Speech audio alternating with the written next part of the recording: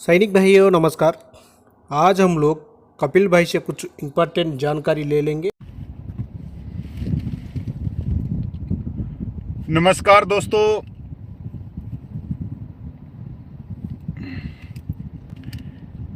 आज military service पे case की तारीख थी दिल्ली हाई कोर्ट में। आप लोगों ने बहुत सारे वीडियो देखे होंगे, पर उनमें से एकलौता ही ऐसा वीडियो होगा जो मेरा होगा, जो लाइव आप लोगों को देख रहा हूं और आप मेरे को सुन रहे हो। जैसे नीचे कमेंट आया हुआ है एमडी हुसैन का, सलाम वालेकुम जी, जय हिंद सर, वेस्ट चंपारण बिहार, जय जवान जय किसान। ये कोई बिहार से हैं एमडी हुसैन साहब, तो मैं आप लोगों को देख सकता हूं। इसके अलावा आप लोगों ने अभी तक जो यूट्यूब पर देखे होंगे वो कोट टाई वाले देखे होंगे, ऑफलाइन वीडियो देखे होंगे, पीछे स्कैनर चलते होंगे, आगे माइक होगा, सब कुछ होगा, मेरे से बड़े रैंक होंगे, सब कुछ होगा। मैं बहुत छोटे रैंक का, अगर वो मेरे से बड़े रैंक के हैं तो उनको आप लोगों की जो मांगे हैं या जो आप लोगों की विसंगतियां हैं, जो आप लोगों का भेदभाव है, असमानता है या आत्मसम्मान जो आप लोगों को नहीं मिल रहा है, जो न्याय नहीं मिल रहा है, उसके बारे में जीरो उनको नॉलेज है। मैं बड़े गर्व से कहता हूं कि इस बारे में और इन चीज़ों के बारे में मेरे को उनसे बहुत ज्ञान है, और ज्ञान मेरे को नहीं है, आप लोगों के आशीर्वाद से।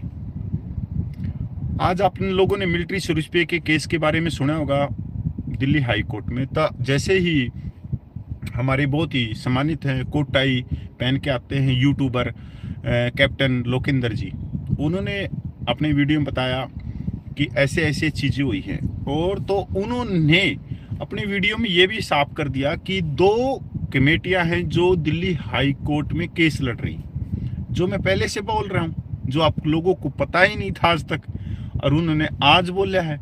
उसमें भी वो एक कमेटी को वो कहते हैं ना इंजेक्शन लगाना, वो इंजेक्शन लगा रहे हैं। किसको इंजेक्शन लगा रहे हैं? वॉइस ऑफ एक्स सर्विसमैन को, और एडीसी को बोल रहे हैं कि एडीसी ने किसी से चंदा नहीं लिया।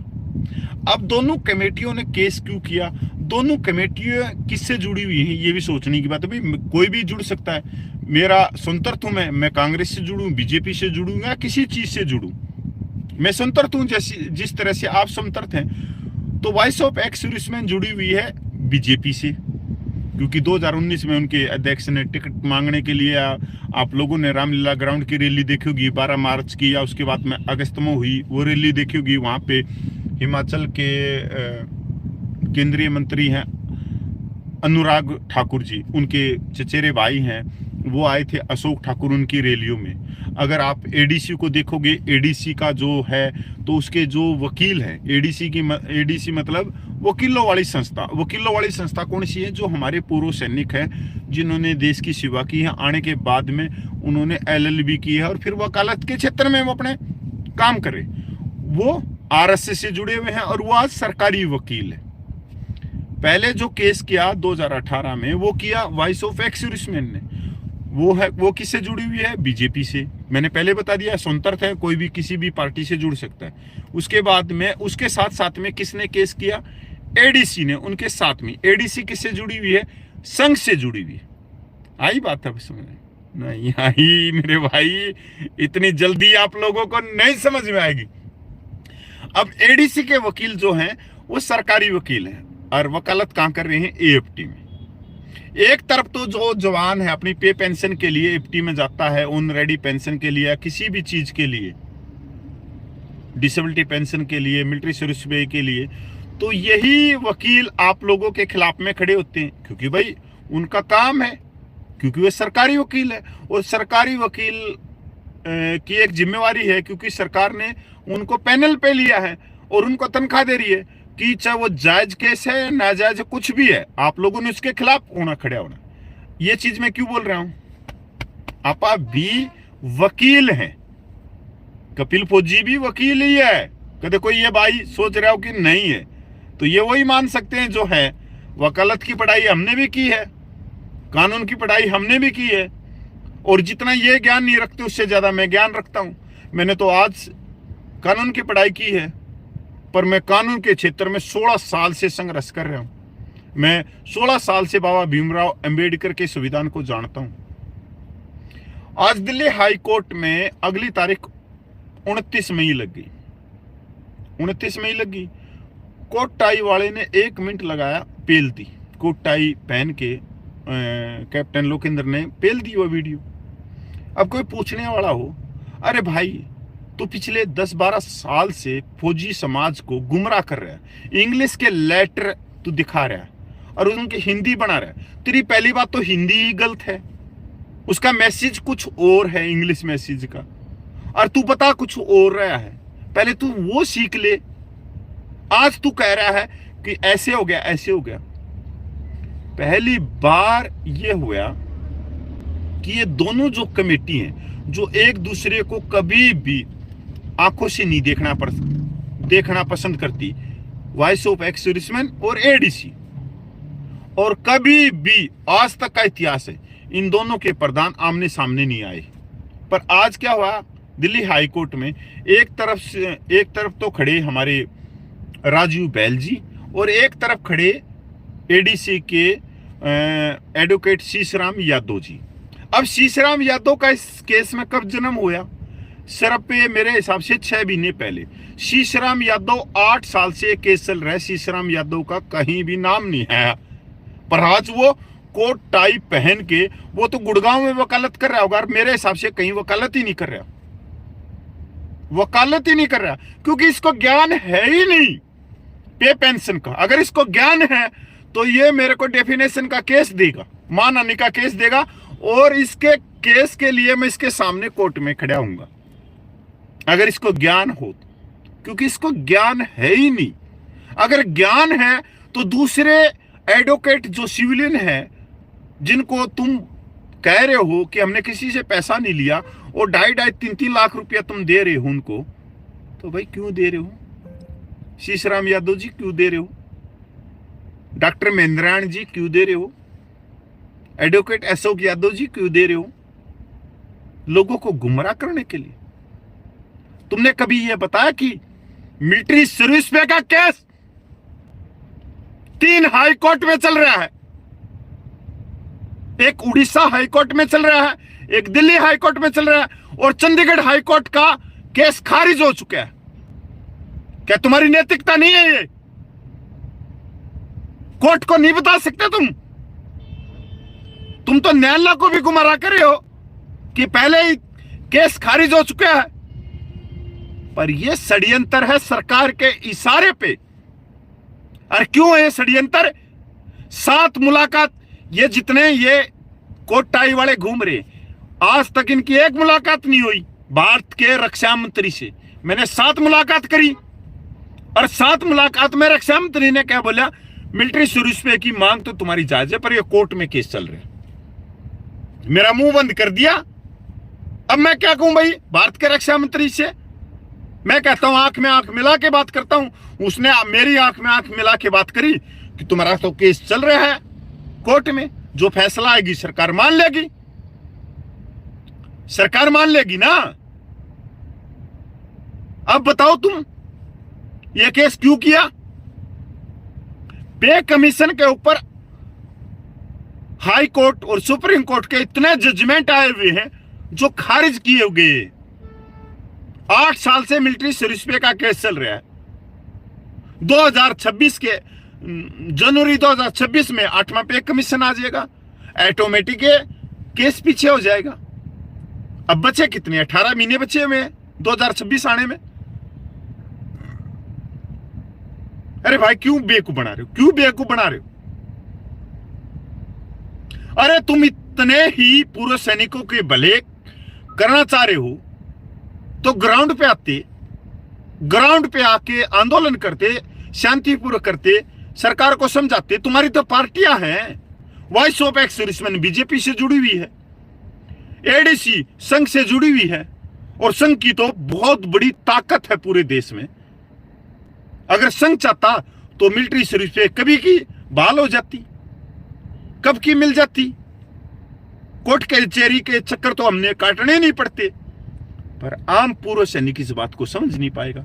वो तो कोट टाई वालों के चक्कर में फंसा हुआ है। कि कोट टाई वाले जो बता रहे हैं वो ठीक है, मैं बता रहा हूं वो गलत हूं। मैं गाड़ी में बैठा हूं, उनके पीछे अच्छे अच्छे मोबाइल, अच्छे अच्छे कैमरे चल रहे हैं, साफ तस्वीर आ रही है, और इतने अच्छे कैमरे हैं कि 70 साल के बूढ़े को 18 साल का नौजवान दिखा देते हैं। इतने कैमरे हैं उनके, तो ठीक।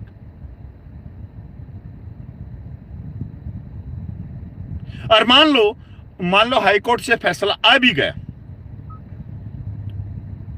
मैंने सुबह ही बताया था इस बात, क्या सरकार सरकार को आप समझते हो कि सर्विस पर्सन को 10,300 रुपये देने पड़ेंगे? सर्विस पर्सन को 10,300 रुपये देने पड़ेंगे, क्योंकि वो 5200 रुपये पहले से ले रहा है, और गुणा 18 लाख। और जो पेंशनर है वो जो ले रहे हैं वो 2600 रुपये ले रहे हैं। अगर 15,500 का जजमेंट आता है तो पूर्व सैनिक 28 लाख पूर्व सैनिकों को 5150 रुपये देने पड़ेंगे। 28 लाख पूर्व सैनिकों को 5150 रुपये देने पड़ेंगे, प्लस डीए। समझे कभी आप ये बात? और जबकि एक हाई कोर्ट से ये केस खारिज हो चुका है, और एक हाई कोर्ट से ये केस खारिज जो हो चुका है, तो ये जाना था सुप्रीम कोर्ट में। हम दूसरे हाई कोर्ट में पूछ गए, अब दोनों हाई कोर्ट पैनल में हो गए, 2 हाई कोर्ट पैनल में हो गए। सरकार ने वहां पे उस जजमेंट को भी लगा दिया, और वित्त मंत्रालय ने वो रिपोर्ट भी लगा दी इससे कितना खर्चा है। अब जब सरकार की जेब में ही 10 रुपया होगा, तो भाई मेरे हिसाब से जो संविधान के जो रूप है, न्यायपालिका, कार्यपालिका, विधायिका, वो सरकार के काम में हस्तक्षेप नहीं कर सकती कि आपकी जेब में 10 रुपया है तो आप 22 रुपया दे दो। देंगे कहां से? एक सिंपल सा उदाहरण है कि आपकी जेब के अंदर 10 रुपया है जो मेरे को देख रहे हैं अब, और मैं कहूं कि नहीं तुम 22 रुपया दो, आप तो 10 रुपया लेके खड़े हो जाओगे हाथ में कि मेरी जेब में नहीं है। चाहे आप मेरे कुर्ते में देखो, मेरी पैंट में देखो, कोई सी भी जेब में देखो, कहीं भी देखो। आज मैं रिक्वेस्ट करना चाहता हूं, दिल से करना चाहता हूं, वॉइस ऑफ एक्स सर्विसमैन को और वकीलों की संस्था एडीसी को, कृपया करके समय है और बार बार आप लोगों को समय मिल रहा है, इस केस को वापस लो, इस केस को वापस ले लो मेरे भाई, इस केस को वापस ले लो, क्योंकि 8वां पे कमीशन भी है। अगर जजमेंट इधर उधर हो गया ना, फिर पूर्व सैनिक से एडी घिसाते रह जाना, उनको कुछ नहीं मिलने वाला। और तुम है ना, तुम पूर्व सैनिकों की भीड़ दिखा के तुम सरकारी वकील बन के बैठे हुए, और तुम वही जो पूर्व सैनिक न्याय मांगने के लिए एफटी में जाते हैं उनके विरोध में खड़े होते हो, क्योंकि तुमने फीस मिल रही है, तुमने शपथ ली है, तुम सरकारी वकील है, तुम्हारा कर्तव्य है, मैं मानता हूं। और बाहर आके बोलते हो कि हम मिलिट्री सर्विस पे तुम्हारे को 15,500 दिलाएंगे। गलत चीजें, बिल्कुल गलत चीजें हैं, बिल्कुल गलत चीजें ही। और सैनिक भाइयों, मेरी बात आज नहीं मानते आप, और ना पहले कभी मानी। मेरी जो बात मानते हैं वो 6 महीने के बाद मानते हैं पूर्व सैनिक। 6 महीने के बाद जो मैं आज बोलता हूं वो 6 महीने के बाद दोस्तों आप मानते हो कि हाँ कपिल फौजी ने उस समय ठीक बोला था।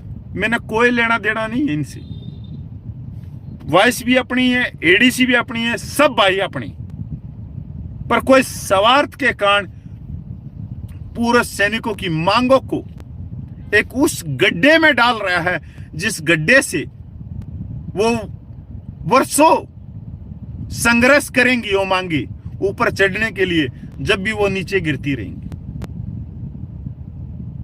आज यही है कि ये मिलिट्री सर्विस पे का केस इन्होंने सम्मानजनक से हाई कोर्ट से वापस लेना चाहिए। उसके बाद में हमारे पास में बहुत सारे ऑप्शन है। लोकतांत्रिक माध्यम से हम सड़क पे बैठ सकते हैं, आंदोलन कर सकते हैं शांतिपूर्वक, हम पूरे देश के अपने जो भी नेता उनको मजबूर कर सकते हैं, पर हाई कोर्ट से अगर डिसीजन आ गया तो हमारे सारे रास्ते बंद हो जाएंगे। ये भी आप सोचना। मैं अपनी पीढ़ी की बात नहीं करता कि मेरे को क्या मिलेगा, मैं हमेशा आने वाली पीढ़ी की बात करता हूं। सैनिक भाई, क्यों तुम इनके अंदर गुमराह हो रहे हो? कोट टाई वाले ने दिखा दिया, कोट टाई वाले ने दिखा दिया। अरे कोट टाई वाला आप लोगों को चूना लगा रहा है। इतने सालों से चूना लगा लगा के आपको धो दिया, उस व्यक्ति ने धो दिया।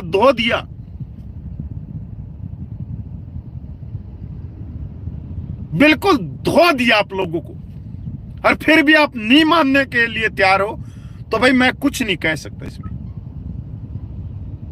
अगर आप ग्राउंड रिपोर्ट देखोगे, इनकी जजमेंट देखोगे, कब केस हुआ, कैसे तारीखें लग रही, कैसे नहीं है, सारी सच्चाई आपकी आंखों का मोतियाबिंद दूर हो जाएगा। ये सब जितने हैं ना, जिनके लिए मैं बोल रहा हूं, महफिलों में बैठ के ये कहते हैं कपिल भाई कड़वा बोलता है, पर इंसान एक नंबर का। मेरे दुश्मन है ना, दुश्मन, वो भी क्या कहते हैं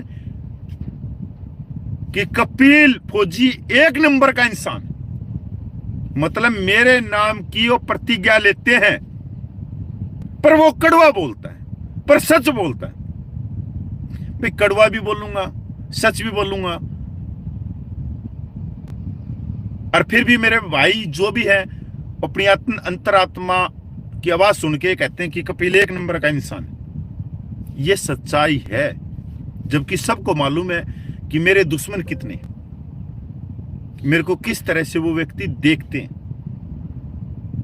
भाइयों, आपकी महफिलों में मिले होंगे बहुत सारे जो मेरे को गाली देने वाले, पर एक बात तो वो कहते हैं कि कपिल एक नंबर का इंसान है और हमेशा सच बोलता है और सच दिखाता है। क्यों? क्योंकि हमने सच कमाया है, आप लोगों के माध्यम से कमाया हमने। तो मैं तो आज फिर अपने वीडियो को विराम देता हूं। मैं voice of ex serviceman ADC से मैं दरखास्त करता हूं, हाथ जोड़ के दरखास्त करता हूं, इसको वापस ले लो मेरे भाई, ले लो। मेरे पास में इसके बाद में कोई शब्द नहीं, क्योंकि कानून की पढ़ाई जितनी मैंने करी है, आप लोगों ने कानून की पढ़ाई नहीं करी है। आपने वकील करके उनको फीस दी है, पर मैं कानून की पढ़ाई मैंने की है। मैं जानता हूं क्या है क्या नहीं। मैंने समोसे नहीं खाए हैं मोटा पेट करके ना। मैं क्या बताऊं। जय हिंद, वंदे मातरम, जय भारत।